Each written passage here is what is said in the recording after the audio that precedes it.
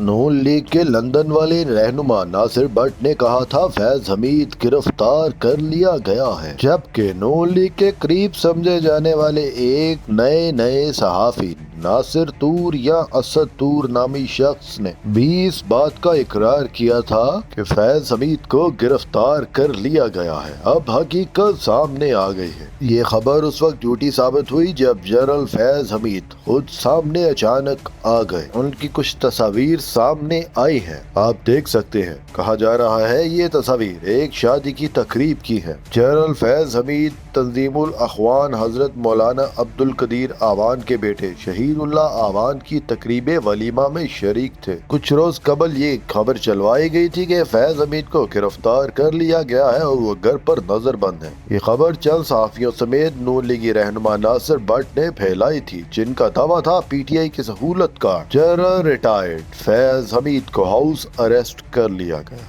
صحافی عمران شفقت نے کہا تھا فیض حمید کی گرفتاری کے فیصلے کی خبر بھی جھوٹی نہیں۔ فیض نیٹ ورک کے بریگیڈیئر کرنل سمیت کئی لوگ گرفتار ہیں جو ابھی تک فیض حمید کے احکامات پر عمل کر رہے تھے۔ ایسی ہی خبر صحافی اسد تور نے بھی پھیلائی تھی۔ یاد رہے اسد تور اور عمران شفقت نون لیگ کے قریب سمجھے جاتے ہیں۔ ناصر بٹ نے بھی جنرل ریٹائرڈ باجوہ اور اسی جنرل ریٹائرڈ فیض حمید کے ساتھ عمران خان کی تصویر شیئر کرتے ہوئے ٹویٹ میں لکھا تھا پی ٹی آئی کے سہولت کا جنرل ریٹائرڈ فیض حمید کو ہاؤس اریسٹ کر لیا گیا، جیسے آپ کے سامنے یہ ٹویٹ نظر آ رہا ہے۔ احمد وڑائچ نے اس حوالے سے ری ٹویٹ کوٹ کامنٹ میں لکھا، بڑے جیت قسم کے پٹواری رہنماؤں نے دعویٰ کیا تھا، اس کو کاؤنٹر چیک کیا ہے بس۔ احمد وڑائچ نے جنرل ریٹائرڈ فیض حمید کی جو تصویر لگائی شادی میں شرکت والی، اس میں ٹویٹ میں بھی لکھا تصویر لگانے کا مقصد جنرل ریٹائرڈ فیض حمید سے محبت کا اظہار نہیں،